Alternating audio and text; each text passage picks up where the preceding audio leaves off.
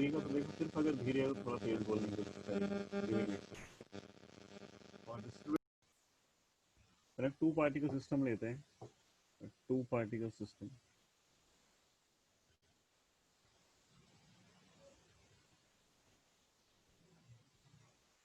एक है M1, ये M1 है, एक M2। M2 की वेलोसिटी है V2, M1 V1। इन दोनों जो लाइन ज्वाइनिंग है,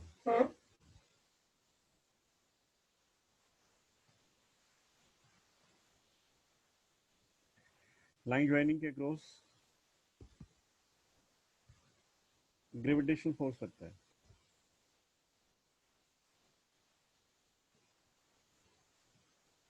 F12,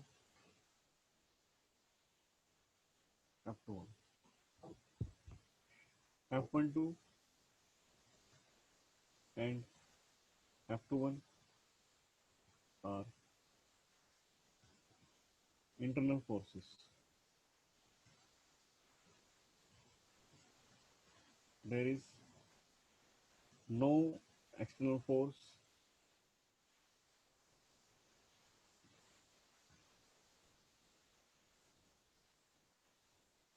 on a system.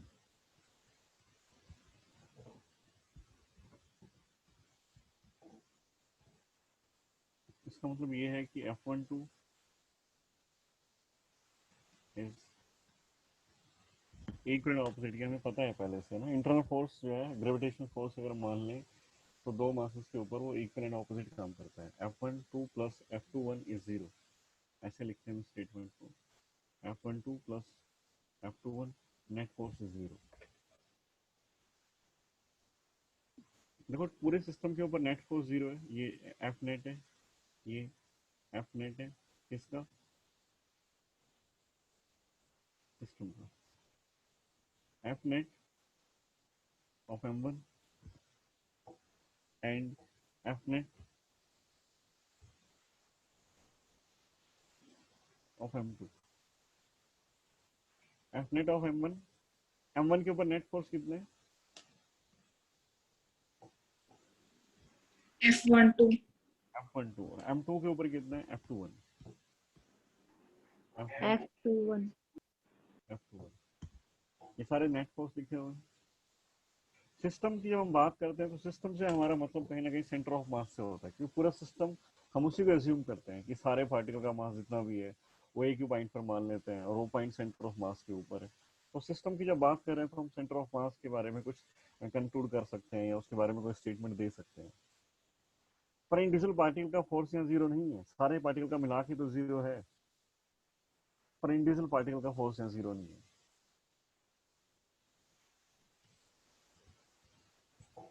अगर मैं न्यूटन सेकेंड लॉ लगा दूं इंडिविजुअल पार्टिकल के ऊपर, न्यूटन सेकेंड लॉ लगा देता हूँ तो मैं इसको लिख सकता हूँ, this is F12 means M1A1 and this is F21 means M2A2। Net force on M1 is equal to mass into acceleration. हम पढ़ते हैं अब तक डायनामिक्स में ये चीजें कि फोर्स जो है net force is equal to mass times acceleration. F1 M1 के ऊपर तो M1 का मास लिख दिया, M1 into acceleration of M1। और M2 की बात करें तो net force on M2 is F21, तो mass of M2 is M2 and mass of M2 is A2। अगर मैं इस पूरी स्टेटमेंट को ऊपर उसमें यूज कर लूँ, ये दोनों जो मैंने इक्वेशंस लिखी है नेट फोर्स की M1 M2 की, हमें पता है कि F12 plus F21 is zero. हम लिखेंगे M1A1 plus M2A2 is zero. Acceleration को लिखा जा सकता है dV1/dt plus M2 dV2/dt।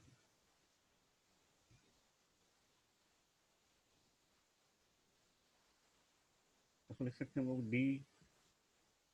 d/dt of M1V1 plus M2V2 is zero. और ये क्या लिखा हुआ है, M1V1 क्या, momentum of first particle, is the moment of second particle. जो हमने लिखा था ऊपर की मास M1 moving with velocity V1, mass M2 is moving with velocity V2, तो दोनों का मोमेंटम है। इसका मोमेंटम अगर मैं लिखूं तो इसका मोमेंटम आता है P1 is m1v1, here P2 is m2v2।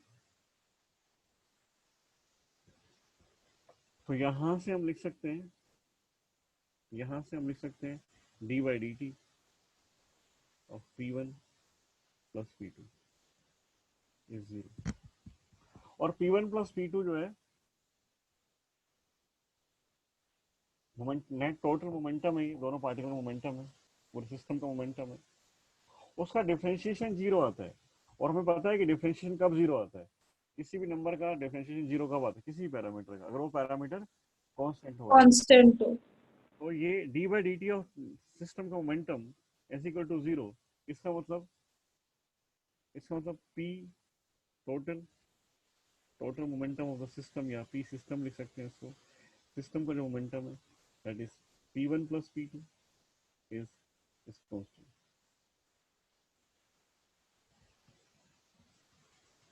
कब होगा ऐसा, ऐसा कब होगा? जब ऐसा कोई एक्सटर्नल फोर्स नहीं लगेगा। if there is no external force। अच्छा, मैंने वहां पर बताया नहीं था क्योंकि स्टार्टिंग में थोड़ा सा टफ लगता है। मैं यहीं पर एक चीज और भी कर सकता हूँ, देखो मैं इसको ऐसे लिख सकता हूँ, इसको आगे m1 v वेलोसिटी जो होती है ना, rate of change of position होता है v1, तो मैं इसको ऐसे लिख सकता हूँ d2 r1 by dt square plus m2 d2 r2 by dt square is 0। Double derivative में बाहर लेता हूँ कि double derivative of this quantity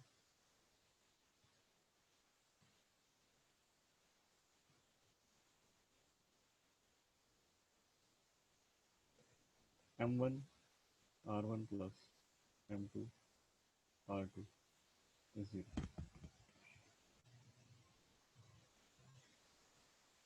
ये तो नहीं सकते ना मैं।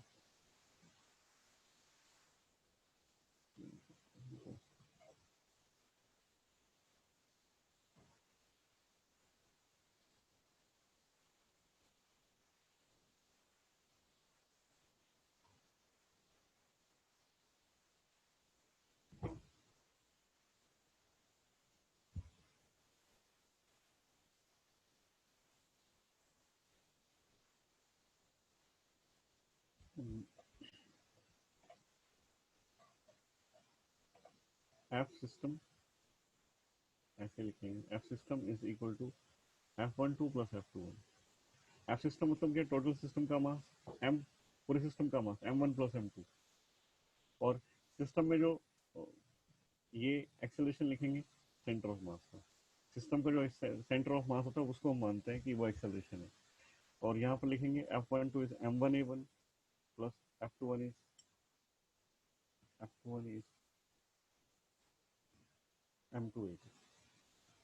इसको लिख सकते हैं डिफरेंशिएशन, डिफरेंशियल फॉर्म में d v c m by D t is equal to m1 dv1 by D t plus m2 dv2 by D T.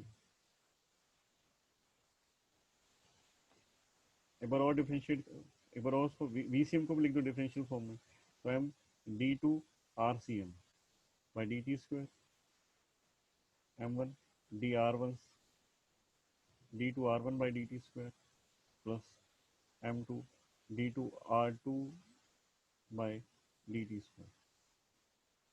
अब मैं दोनों से इंटीग्रेशन कर दूं, double integration on both sides, तो ये जो दो बार डिफरेंशिएशन, इसका दो बार इंटीग्रेशन कर देंगे तो एक ये एक तरह का रिवर्स प्रोसेस होता है, तो ये हो जाएगा M R C M is equal to m1r1 plus m2r2 and rcm is equal to m1r1 plus m2r2 by m। m क्या है, total mass of the system, दो ही पार्टिकल थे हमारे सिस्टम में, तो हम लिखते हैं rcm is equal to m1r1 plus m2r2 by m1 plus m2। ये डेरिवेशन है उसका, जो हमने स्टार्टिंग में बताया था कि RCM तुम लिखना हो तो कैसे लिखेंगे, वो यहाँ से आता है। यहाँ से आता है कि position of centre of mass is m1 r1 plus m2 r2। ऐसे ही HCM इज m1 x1, सबका डेरिवेशन यही है। ये पोजीशन वेक्टर के फॉर्म में लिया है, वो कार्टेशियन फॉर्म में है, सब यही।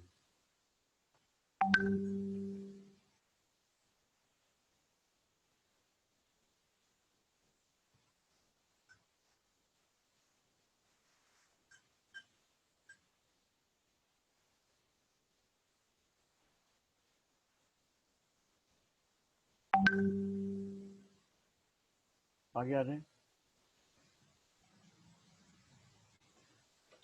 ये F12 और F21 नहीं है, ये F1 F2 है। ये F1 F2 इंटरनल नहीं है, ये एक्सटर्नल है।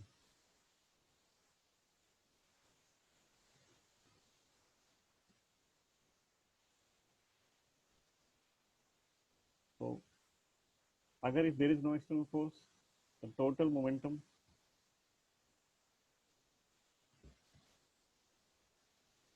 of the system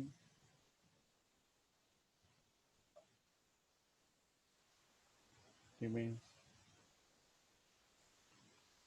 conserved। Momentum conserve रहने का मतलब क्या है? मोमेंटम कंजर्व, तो मोमेंटम होता क्या है? पी सिस्टम अगर हम लिखें, पी सिस्टम अगर तुम लिखना चाहो तो क्या लिखोगे? मास ऑफ सिस्टम। और सिस्टम मानते हैं किसमें हम लोग? सिस्टम पूरा, बहुत सारे पार्टिकल्स हैं। तो P of system is mass of system into velocity. Velocity किसकी? वेलोसिटी कौन सी लेंगे? कौन सी वेलोसिटी? सेंटर ऑफ मास की। Of mass. सिस्टम को हम रिप्लेस करते हैं, पूरा सिस्टम जो हमारा सेंटर ऑफ मास से रिप्रेजेंट किया जाता है, पी सिस्टम। मतलब इसका मतलब ये हुआ, इसका मतलब ये हुआ कि अगर एक्सटर्नल फोर्स नहीं है तो VCM, क्योंकि पी सिस्टम इज कांस्टेंट, तो मास तो ऑलवेज कांस्टेंट ही रहता है, मास तो VCM is constant. VCM constant है। If if there is there is no external force, there is no external force. Sir आपने ऊपर F1 और F2 के ब्रैकेट में एक्सटर्नल क्यों लिखा है?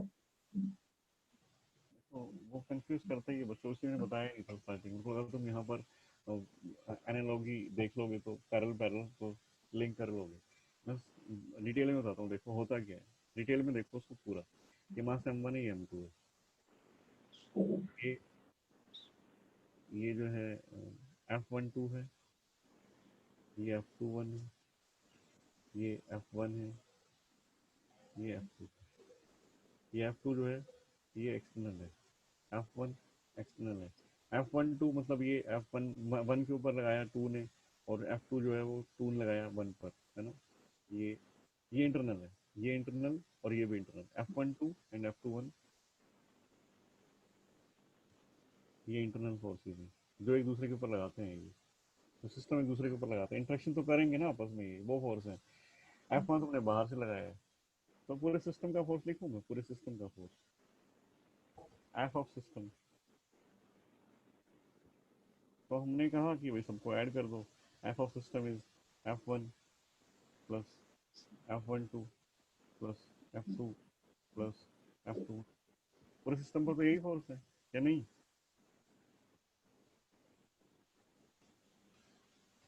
सही है नहीं? पूरे सिस्टम का फोर्स, यस सर। चारों फोर्स लिख दिए। वेक्टर वेक्टर सम कर देंगे, वेक्टर ऊपर लगा दिया मैंने। तो एफ सिस्टम क्या लिखा जाएगा? Mass of system capital M, capital M. M is M1 plus M2, पूरे सिस्टम का मास। या पूरे सिस्टम का मास मैं ऐसे भी लिख सकता हूँ,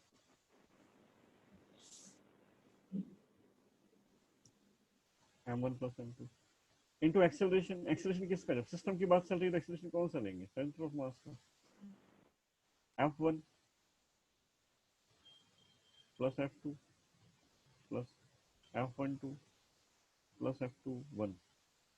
और ये कंप्लीट जो है इन दोनों का सम, ये जीरो है। F12 plus F21 internal forces का सम है, ये जीरो आएगा। तो M1 plus M2 ACM। F1 is M1A1 plus F2 is M2A2। फिर इनको m1 प्लस m2। एक्सेलरेशन को लिखा जाता है double derivative of position d2 rcm by dt square, double derivative of position. a1 को लिखा जाएगा double derivative of position vector of first mass m1, तो d2 r1 by dt square plus m2 d2 r2 by dt square.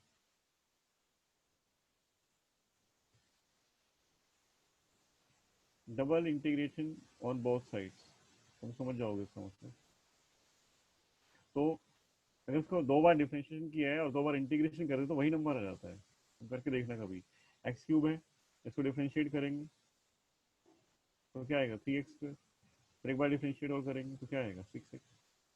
6x को integration करेंगे, differentiation differentiation integration करो 3x square आएगा, फिर integration करो एक्स क्यूब हो जाएगा।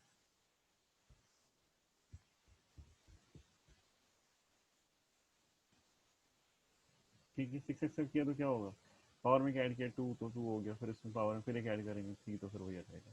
तो इसको 2 बार डिफरेंशिएशन करके और 2 बार इंटीग्रेट करके तो वापस वहीं पहुंच जाते हैं। एक फंक्शन का डिफरेंशिएशन किया फिर डिफरेंशिएशन किया तो 6x आया, 6x का वापस इंटीग्रेशन कर दिया फिर इंटीग्रेशन किया तो वही आ गया। यही लिखा हुआ है मैंने। आरसीएम का 2 बार डिफरेंशिएशन है यहाँ पर, देखो डबल डिफरेंशिएशन और आरसीएम, पता नहीं क्या आएगा, हमें नहीं पता। हमने कहा डबल डिफरेंशिएशन है, हम 2 बार इंटीग्रेशन कर दे तो वापस आरसीएम आना चाहिए ना, फिर तो वापस आरसीएम आएगा 2 बार इंटीग्रेशन करने से। m1 plus m2 RCM is equal to m1, ये double differentiation of m r1 है, मैंने इसको 2 बार इंटीग्रेशन कर दिया, मतलब डबल डिफरेंशिएशन और डबल इंटीग्रेशन एक दूसरे को एक तरह से कैंसिल करते हैं, तो ये r1 आएगा जब तक कोई स्पेशल केस ना हो। m2 r2, तो आरसीएम कितना आ जाता है यहाँ से आरसीएम, यहाँ से आरसीएम आ गया m1 r1 plus m2 r2 by m1 plus m2। अब ठीक है, यस सर। तो मोमेंट ऑफ कंजर्वेशन की स्टेटमेंट और मैथमेटिक्स तो इतना ही है इसका। इसकी एप्लीकेशन है, सारी एप्लीकेशन तुम्हें सीखनी होती है। तो आज जो भी टाइम बचा हुआ है और कल और एक दिन और, 2-3 दिन सिर्फ मैं प्रैक्टिस कराऊंगा, ठीक है, मतलब मंडे ट्यूसडे वेडनेसडे, लास्ट के जो 4 डेज है उसमें मैं कोलिजन पढ़ा दूंगा संडे तक, और संडे में चाहता हूँ कि ये कंप्लीट हो जाए चैप्टर, और उसके बाद तुम डाउट ले आना। 2 वीक में टारगेट होता है मेरा खत्म कर दूँ, ताकि 1 वीक हमारा प्रैक्टिस का बच जाए, डाउट डिस्कशन का बच जाए। मैं क्वेश्चन करना स्टार्ट करता हूँ एक एक करके, है ना, 2-3 क्वेश्चन कराता हूँ, धीरे धीरे डिस्कस करूंगा क्या देखना है कैसे देखना है, सारी बातें देखेंगे हम लोग, ठीक है। देखिए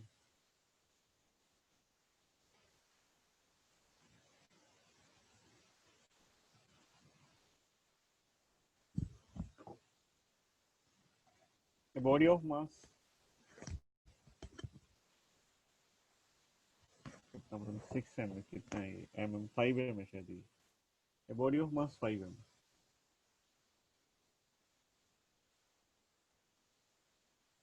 explodes at rest, breakup into 3 parts, है ना, एक्सप्लोड करती है, एक्सप्लोजन होता है, एक्सप्लोड्स इनटू 3 पार्ट्स। वो पार्ट्स हैं 3m m and m, 5m total हो गया।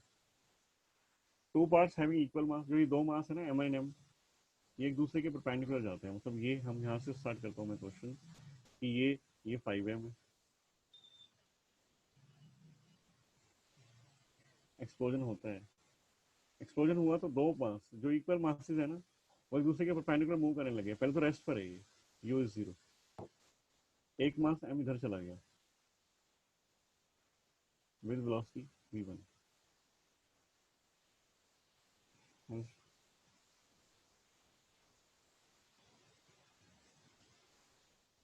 और v1 जो है वो v1 और एक मास चला गया इधर, ये भी m है, हालांकि दोनों एक दूसरे के परपेंडिकुलर है, ये चला गया m इज v2, और v1 v2 सेम है, 18 मीटर पर सेकेंड, 18 मीटर पर second.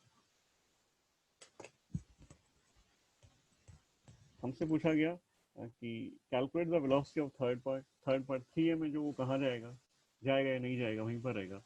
Calculate the velocity of third part.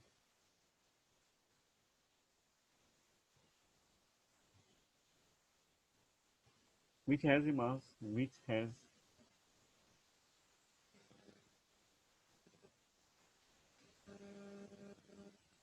mass 3m.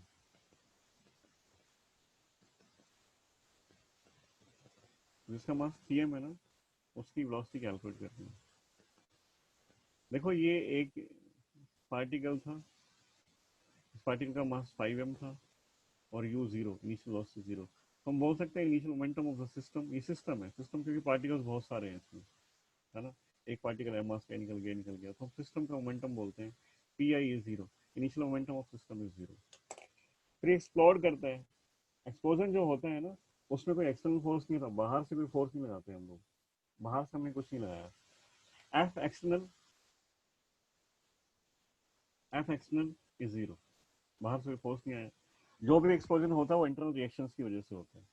तो हम क्या बोलेंगे, P final of system is equal to, ये पार्टिकल नंबर 1 है, ये पार्टिकल नंबर 2 है मान लेते हैं, और 3 कहीं गया होगा, 3 पता नहीं कहाँ पर है, वो 3m मास में कहीं मान लेता हूँ यहाँ पर है वो 3m,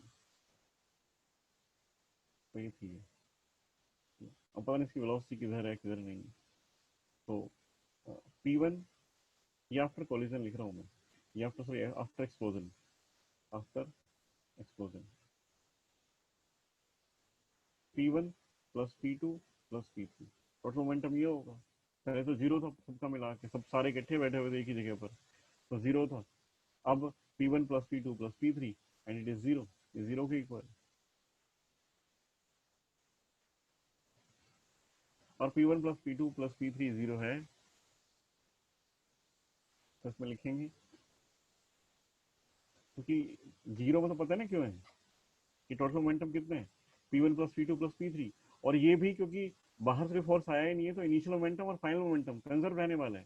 ये सारे पार्टिकल यहाँ पर बैठे हुए थे तब भी मोमेंटम 0 था, और एक्सप्लोजन के बाद तो सारे पार्टिकल, तीनों पार्टिकल्स का मोमेंटम मैंने लिखा P1 plus P2 plus P3, और वो भी क्या आया, वो भी 0 के इक्वल होगा, Pi के इक्वल होगा। Initial momentum is equal to the final momentum. इसका मतलब ये हुआ कि P1 plus P2 plus P3 is 0। P1 P2 मैंने जैसे पार्टिकल नंबर 1 माने, ये पार्टिकल नंबर 1 है, ये पार्टिकल नंबर 2 है, और ये पार्टिकल नंबर 3 है। वैसे ही इन पार्टिकल्स के मोमेंटम का नाम भी इनके अकॉर्डिंग है, कि m1 जो फर्स्ट पार्टिकल है उसका मोमेंटम P1 है, सेकंड पार्टिकल का मोमेंटम P2 है, और थर्ड पार्टिकल का मोमेंटम P3 है। तो P3 जो है हमारा, हमें P3 कैलकुलेट करना है, हालांकि P1 P2 हमें पता है। अब P3 is minus P1 minus P2, मतलब प्लस P2, माइनस अगर बाहर कॉमन रहता है तो ये मोमेंटम ऑफ थर्ड पार्टिकल है, momentum of third particle.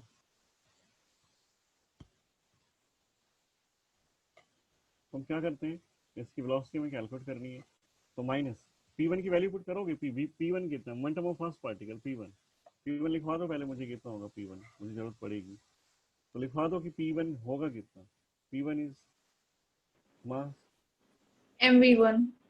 mv1, और m तो m है, और v1 जो 18 है, 18 आई कैप, अगर वेक्टर क्वांटिटी में देखूं तो P1 जो है, P1 is 18m I cap,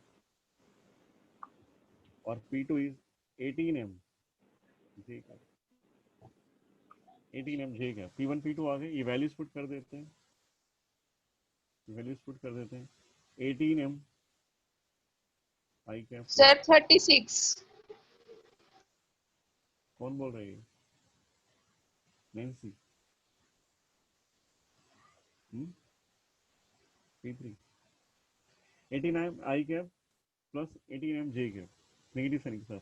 P3 momentum of third particle पता नहीं कितना होगा, मैं लिख देता हूँ, मास उसका 3m है, वेलोसिटी v3 है, जो कि हमें कैलकुलेट करनी है, 3m v3 is equal to minus 18m, common लेते हैं, i cap plus j cap,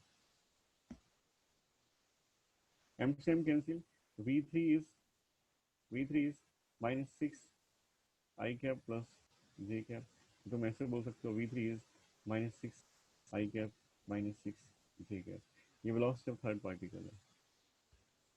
-6 I cap -6 J cap. अगर तुम इसको ड्रॉ करना चाहो कि किधर जाता हुआ दिखाई देगा हमें पार्टिकल, तो हम देखते हैं किधर जाता हुआ दिखाई देगा। m1 तो इधर गया है, this is m velocity v1। इधर m2 गया है, सेकंड मास मतलब v2 वेलोसिटी से। और -6 i मतलब नेगेटिव एक्स एक्सिस और नेगेटिव वाई के अलोंग मूव करता है थर्ड पार्टिकल जो 3m मास है। और सा आई भी सेम और जे भी सेम, मतलब वो कहीं तुम्हें ऐसे जब 45 डिग्री पर जाता हुआ दिखाई देगा।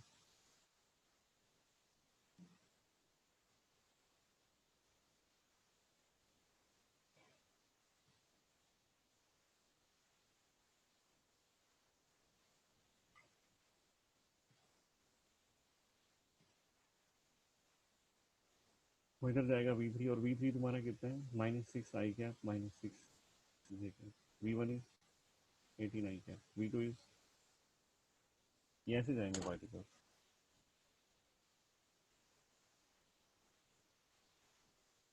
समझ में आया क्या? Yes sir.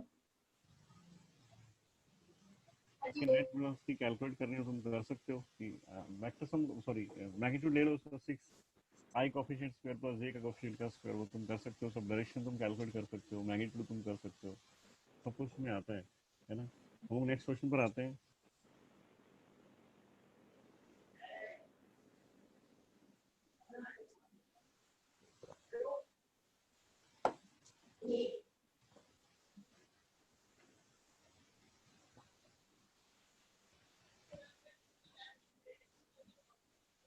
क्वेश्चन है, कंप्लीट स्टेटमेंट लिख रहा हूँ मैं। A man of mass small m moves on a plank of mass capital M with a constant velocity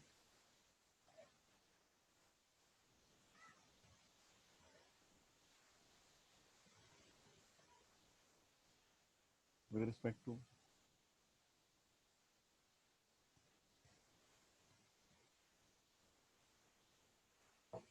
plank. Part A, if the plank rests on a smooth plane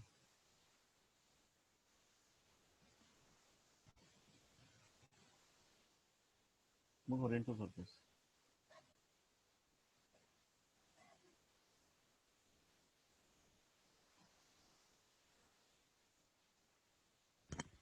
smooth horizontal surface, determine the velocity of plank.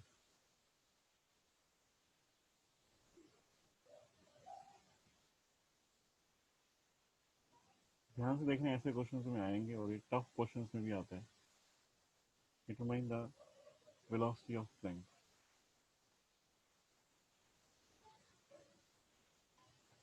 Part B,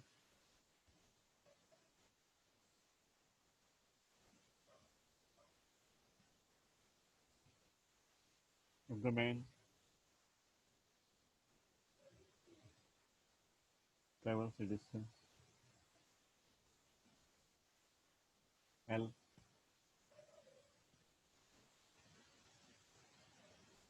with respect to the plank,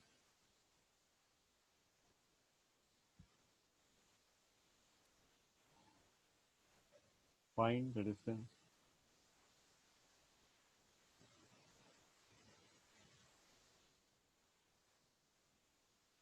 traveled by the plank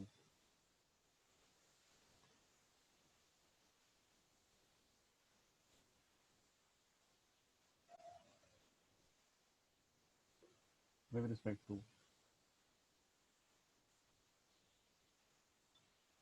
ground। देखिए question में clear हो गया होगा कि एक Planck है, plank of mass है, ये प्लैंक मान लेते हैं, ऐसा है कुछ, इसका मास m है। ये एक पर्सन हो गया, इसका मास स्मॉल m है। Man of mass small m on a plank moves with constant velocity u, इसकी वेलोसिटी u है, इसकी वेलोसिटी, और velocity of man is u with respect to plank, ये उसने दिया है, ये उसने दिया है, vmt is u, vmt is u। तो मैं इसको थोड़ा सा वेक्टर फॉर्म में लिखता हूँ, vmt इज u, मैं इसको बोलूंगा vm minus vp is u, जरूरत पड़ी तो, ठीक है ना। ये vm क्या है, ये पता है क्या, vm क्या है, ये vm, ये vp क्या है, velocity of man respect to ground and velocity of plank with respect to ground. Respect to ground, ये वेलोसिटीज हैं मैन और प्लैंक की विद रिस्पेक्ट टू ग्राउंड। अच्छा एक चीज तुम ऑब्जर्व कर रहे हो यहाँ पर कि बाहर से कोई फोर्स नहीं आ रहा, हमारा सिस्टम जो है वो मैन और प्लैंक दोनों है, तो दोनों सिस्टम का पार्ट है, एक दूसरे के ऊपर एक घूमते रहें, लड़ाई करें, फोर्स लगाएं, कुछ करें, सारी बातें क्या है, इंटरनल, बाहर से कोई फोर्स नहीं है, बाहर से कोई फोर्स नहीं है। एक चीज यहाँ मैं कंक्लूड करता हूँ कि एफ एक्सटर्नल इज जीरो, इसका मतलब क्या बोलोगे तुम, इसका मतलब क्या हुआ, सेंटर ऑफ मास के बारे में क्या स्टेटमेंट दोगे, F external is zero, centre of मास के बारे में क्या कहोगे, सेंटर ऑफ मास के बारे में क्या कहोगे,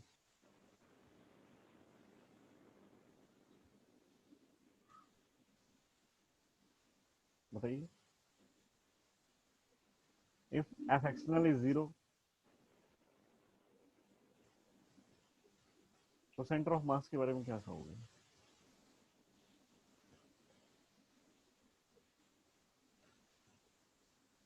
बोलो ना, कुछ तो 2 दिन में पता लगा ही होगा ना, 2 दिन में यही बातें बताइए, मैंने तुम्हें कुछ पढ़ाया तो है नहीं 2 दिन तक, यही बताया बस कि बाहर से कोई फोर्स नहीं आता, ये होगा ये होगा ये होगा, वही तो करना है हमें।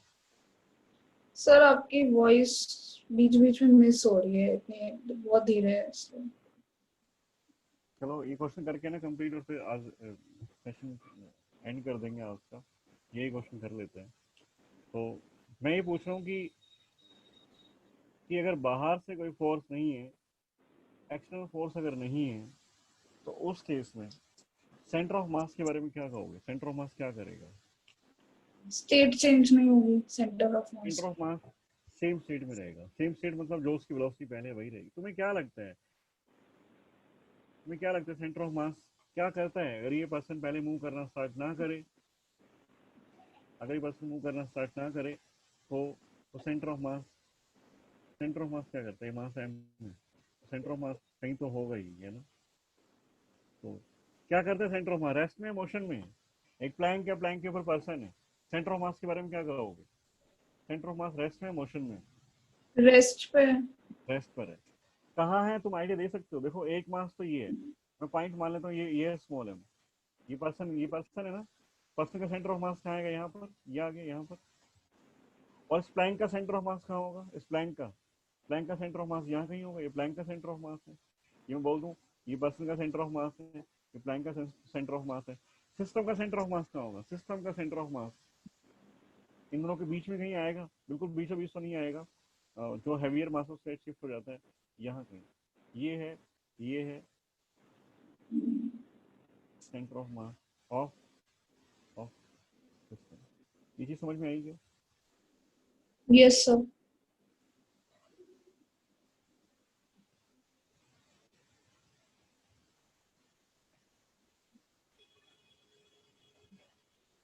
सिस्टम का सेंटर ऑफ मास है, पर्सन का सेंटर ऑफ मास ये था, प्लैंक का सेंटर ऑफ मास के बीचों बीच हमने बात की थी कि सिमेट्रिकल बॉडीज में सेंटर ऑफ मास बॉडी के अंदर ही कहीं ना कहीं होता है, और मिड पॉइंट या ज्योमेट्रिकल सेंटर भी हम लोग उसको बोल देते हैं, अगर बॉडी सिमेट्रिकल है और यूनिफॉर्म डिस्ट्रीब्यूशन है तो सेंटर ऑफ मास कहीं यहाँ जो मैंने मार्क किया यहाँ पर है, तो सेंटर ऑफ मास कभी कभी भी मूव नहीं करेगा क्योंकि बाहर से फोर्स नहीं आया। तुमने कहा कि इसकी स्टेट सेम रहेगी, स्टेट सेम रहने से मतलब है कि रेस्ट पर है तो रेस्ट पर रहेगा, मोशन है तो मोशन में रहेगा। अब ये पर्सन मूव करता हुआ इस प्लैंक में कहीं भी चला जाए, कहीं भी चला जाए, सेंटर ऑफ मास अपनी जगह कभी नहीं छोड़ेगा, सेंटर ऑफ मास यहीं रहेगा, सेंटर ऑफ मास कभी मूव नहीं करेगा, सेंटर ऑफ मास इसी लाइन पर हमेशा रहेगा।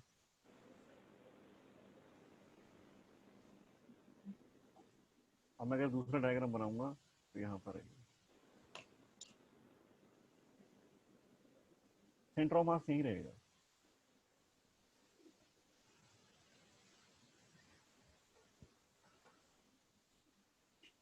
तो तुम लोग क्या बोलोगे, VCM, हम कहेंगे कि VCM क्या बोलोगे, M1V1 plus M2V2 bye M1 plus M2, ऐसा हम लोगों ने पढ़ा है। इट विल बी कितना, 0। 0। M1 में पर्सन को मानता हूँ, M2 में प्लैंक को मानता हूँ। प्लैंक की वेलोसिटी तुम्हें कैलकुलेट करनी है, प्लैंक की वेलोसिटी कैलकुलेट करनी है। If the plank rest on smooth horizontal surface determine the velocity of Planck. देखो ये रहा, ये प्लैंक की वेलोसिटी हमें कैलकुलेट करनी है, मतलब हमें V2 फाइंड करना है, V2। अच्छा V1 क्या है, V1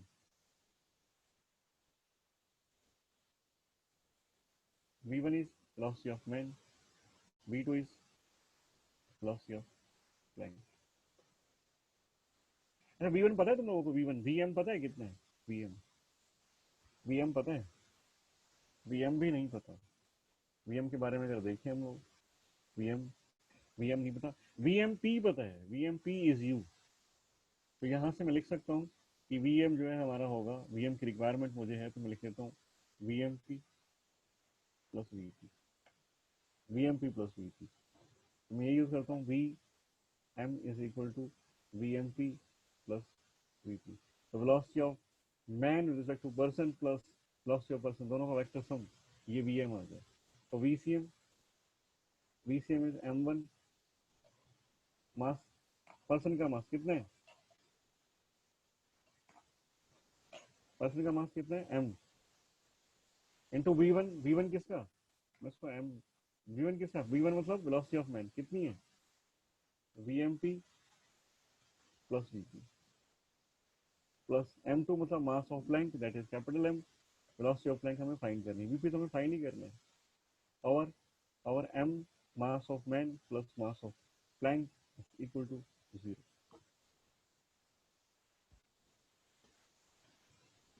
M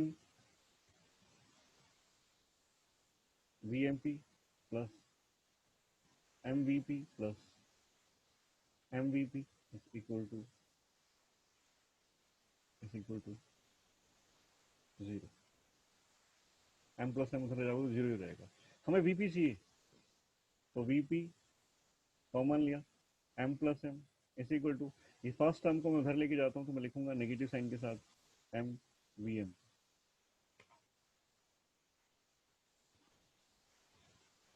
velocity of plank is equal to negative sign के साथ M VMP by M plus M minus M। और VMP हमें पता है कितने है, VMP U ये तो दिया होगा, ये वेलोसिटी ऑफ पर्सन U में वेक्टर फॉर्म में लिख रहा हूँ राइट साइड। अब वेलोसिटी ऑफ प्लैंक जो है वो नेगेटिव साइन के साथ है, इसका मतलब प्लैंक की velocity opposite to the direction of velocity of man. Man अगर राइट में राइट साइड में जाएगा तो प्लैंक लेफ्ट में मूव करेगा। अब मैन हमारा लेफ्ट राइट में जाता है तो प्लैंक हमारा राइट में जाएगा। और थोड़ी देर के बाद पिक्चर में कहता हूँ कि सेंटर ऑफ मास वहीं रहता है, थोड़ी देर के बाद मुझे कुछ ऐसा दिखाई देता है।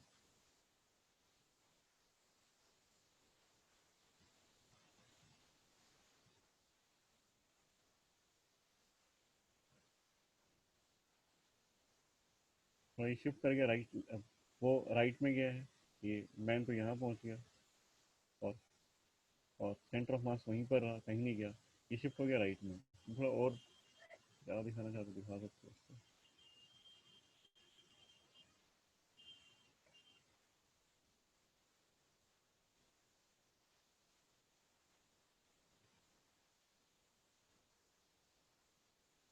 कैसे हो गया,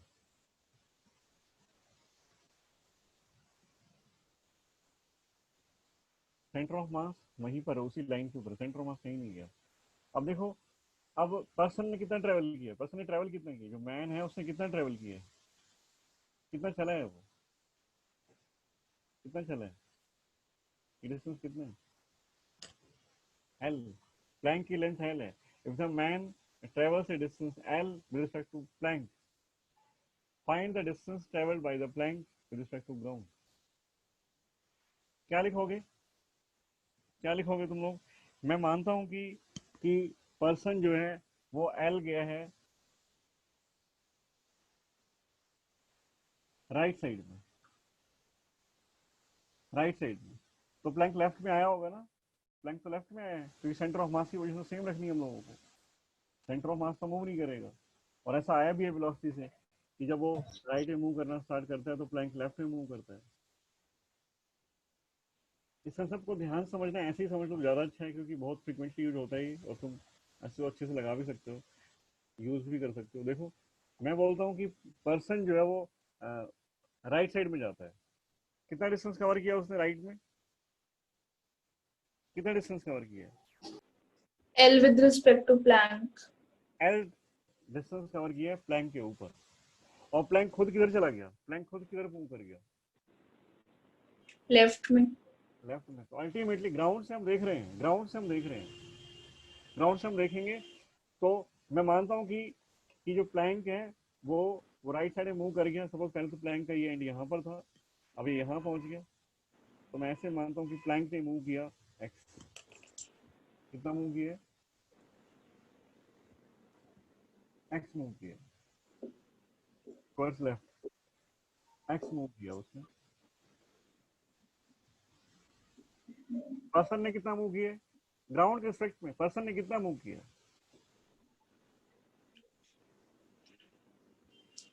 X. पर्सन मूव करता है राइट साइड में एल, पर्सन जाता है राइट साइड में एल, प्लैंक के ऊपर बैठा हुआ है, वो एल गया राइट साइड में, प्लैंक उसको ले आया इधर राइट लेफ्ट साइड में, कितना लेके आया प्लैंक? प्लैंक लेके आया, X. पर्सन कितना गया था राइट में? एल गया था, प्लैंक उसको वापस ले आया एक्स, पूरा वापस नहीं लेके आया, कितना वापस लेके आया? एक्स वापस लाया। वो गया था राइट साइड में एल, प्लैंक उसको वापस ले आया एक्स, तो अल्टीमेटली पर्सन का डिस्प्लेसमेंट कितना हुआ? अल्टीमेटली पर्सन का डिस्प्लेसमेंट कितना हुआ? L minus X. L, L minus X, किस side? Towards right. Right side. Displacement of person towards right is L, and displacement of plank is x towards left.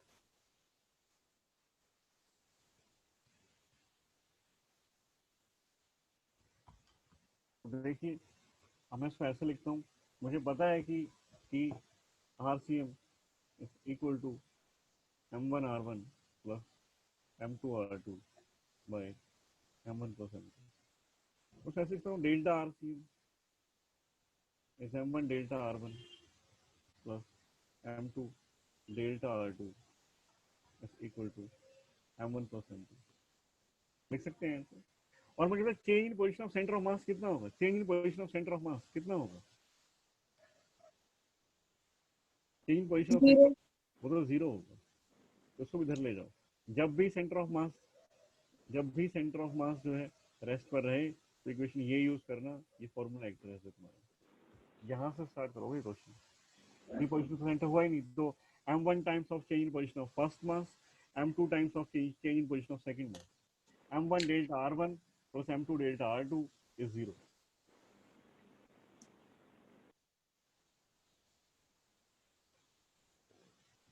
Is zero. तो m1 delta r1, अब delta r1 क्या है? Change in position of centre of, sorry change in position of first mass, first mass मतलब person, इसको तो हम person लेके चल रहे हैं, ये तो हमारा पर्सन है m1, और m2 जो है हमारा प्लैंक है, हम ऐसे बोलते आ रहे हैं कि m1 m2 हमारे पर्सन और प्लैंक है। तो mass of person is small m, delta r1 बताओगे, और ये ग्राउंड के रिस्पेक्ट में, ग्राउंड के रिस्पेक्ट में delta r1 change in position of person with respect to ground, बताओगे कितने? L minus X. l plus m, delta r2, delta r2 Minus X.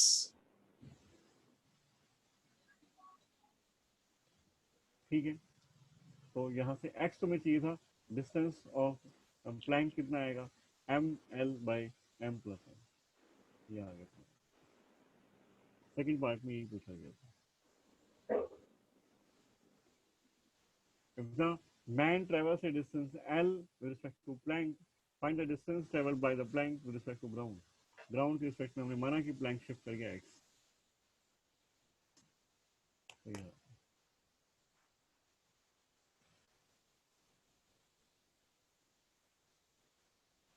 ठीक है, तो तुम्हें क्या इक्वेशन याद रखनी है? इक्वेशन याद रखनी है m1 delta r1 m1 delta r1 plus m2 delta r2 0। तब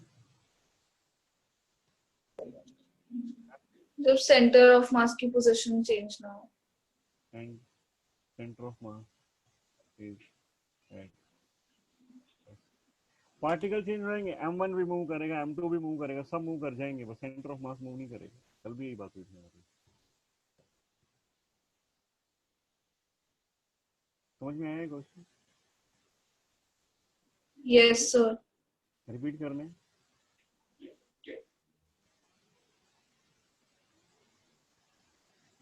रिपीट करना है किसी को? Yes sir. देखिए, ये पर्सन है, ये प्लैंक है, इसका मास m है, इसका मास कैपिटल M है। तो मैं दिया हुआ velocity of man with respect to person, क्या लिखेंगे इसको? vm minus vp। तो vm कितना होगा? vm is vmp plus vp। ये गिवन है, ये गिवन है, और ये हमें फाइंड करना है, क्योंकि एफ एक्सटर्नल 0 है, एफ एक्सटर्नल 0। तो सेंटर ऑफ मास क्या करेगा? सेंटर ऑफ मास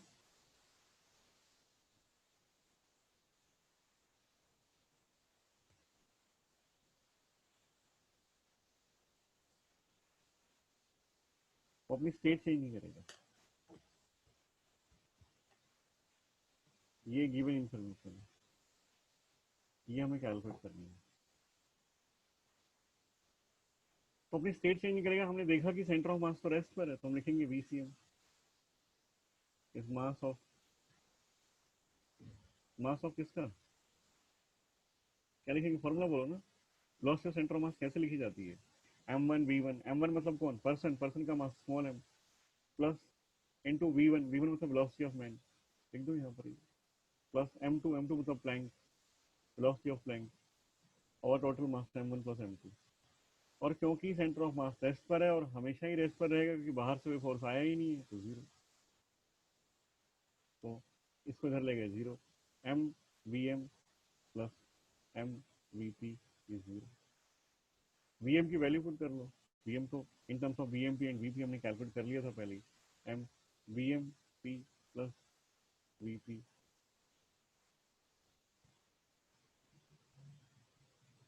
vmp तो हमें पता है ना, तो यहाँ से आता है, तुम कैलकुलेट करते हो, vp यहाँ से आ जाता है, vp माइनस साइन के साथ m vmp by m plus m। ये वेलोसिटी ऑफ प्लैंक है with respect to ground. Negative sign मतलब डायरेक्शन ऑपोजिट है, opposite to VMP. VMP man plank के रिस्पेक्ट में किधर जाता है? डायरेक्शन उसके रिस्पेक्ट में ऑपोजिट है। और वीएमपी की वैल्यू तुम्हें पता है, वीएमपी इज यू। पुट कर दो, आंसर आ जाता है एम यू। अगर मैग्नीट्यूड की बात करूँ तो M U by M plus M, और टुवर्ड्स लेफ्ट अगर अगर पर्सन राइट में गया है तो। दूसरी मैंने बात बताई कि आरसीएम डेल्टा आरसीएम, और तुमने कहा कि डेल्टा आरसीएम जो 0 change position of centre of मास नहीं होगा, तो उसका मतलब मैं हमेशा कंक्लूड ऐसे ही करूंगा, m1 delta r1 plus m2 delta r2 is 0। तो हमने कहा कि ये पर्सन है और ये प्लैंक है। कहते हैं कि पर्सन जो है इस प्लैंक के ऊपर एल डिस्टेंस कवर किया है, इसमें एल डिस्टेंस कवर किया है। इससे पहले हम देख चुके हैं, जब ये एल डिस्टेंस कवर करेगा, जब ये पर्सन मूव करेगा राइट साइड में, तो प्लैंक किस साइड जाएगा? प्लैंक किस साइड जाएगा?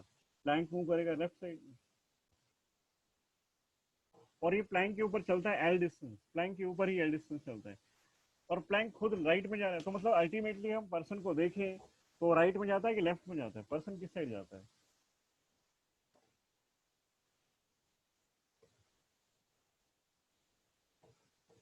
पर्सन किस साइड दिखाई देगा? वो खुद तो चल रहा है लेफ्ट साइड में, सॉरी राइट में, खुद तो चल रहा है वो राइट साइड में, पर जिस प्लैंक के ऊपर वो है वो प्लैंक लेफ्ट में चलता है। जिस प्लैंक के ऊपर वो है वो लेफ्ट में चलता है, पर्सन राइट में चलता है, प्लैंक लेफ्ट में चलता है।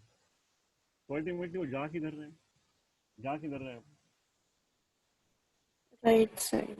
राइट साइड में। कितना डिस्टेंस भाई? एल तो हो गया, खुद तो गया वो एल, प्लैंक उसको वापस ले जाता है, वो आगे जाता है राइट में, वो प्लैंक उसको लेफ्ट में लेके जाता है। जितना वो राइट में जाता है वैसे उसके करस्पॉन्डिंग प्लैंक उसको लेफ्ट में ले जाता है। तो मैंने मान लिया कि अगर प्लैंक सॉरी पर्सन जो है एल डिस्टेंस ट्रेवल करता है तो प्लैंक जो है यहाँ पहुंच जाता है, यहाँ पर एक्स डिस्टेंस उसने कवर कर लिया, एक्स आगे चला गया। पर्सन जब यहाँ पहुंचा, दूसरे एंड पर पहुंचा, तब तक प्लैंक खुद शिफ्ट हो गया कितना, एक्स। तुम देख रहे हो पर्सन कितना शिफ्ट हुआ है? पर्सन एल तो शिफ्ट नहीं हो, पर्सन अपनी पोजीशन से कितना शिफ्ट हुआ है? ये कितना शिफ्ट हुआ है? L minus x। तो ये जो डिस्टेंस है वो एल माइनस एक्स है। तो change in position of person देखें तो एल माइनस एक्स है, change in position of Planck देखें तो एक्स है। तो हमें पता है कि m1 मतलब है mass of person, that is small m। Delta r1 change in position of person, क्या चेंज हुई पोजीशन उसकी? कितना चेंज हुआ उसकी पोजीशन? L minus. और किस तरफ चेंज हुई है? राइट साइड में। तो राइट को मैं पॉजिटिव लेता हूँ, लेफ्ट को नेगेटिव, तो राइट साइड में चेंज हुई तो मैं लिखता हूँ L minus X with positive sign plus m2 mass of plank, delta r2 change in position of plank, change in position of plank कितने पोजीशन, प्लैंक ने अपनी पोजीशन चेंज की है कि नहीं की? प्लैंक मूव किया है कि नहीं किया है? प्लैंक कितना मूव किया है? प्लैंक ने कितना मूव किया है? Negative X. Plank left side में जाता है और हमने माना कि प्लैंक ने मूव किया एक्स, तो यहाँ इसका जो एंड यहाँ पर था वो एंड यहाँ पहुंच गया, तो मैंने मान लिया कि दोनों एंड के बीच में जो डिस्टेंस है वो एक्स है। तो ये लेफ्ट में से नेगेटिव साइन और एक्स डिस्टेंस में ट्रैवल किया, और मुझे यही तो कैलकुलेट करना है कि प्लैंक ने कितना डिस्टेंस कवर किया है। तो हमने मान लिया कि एक्स किया है, तो एक्स कैलकुलेट कर लेंगे। ये जीरो यहाँ से तुम कैलकुलेट करते हो तो ये है M L by M plus M, ये डिस्टेंस ऑफ प्लैंक है। समझ में आया? कुछ मत करो, ये क्वेश्चन थोड़ा टफ हो लगा होगा, कोई बात नहीं, है भी थोड़ा सा टफ।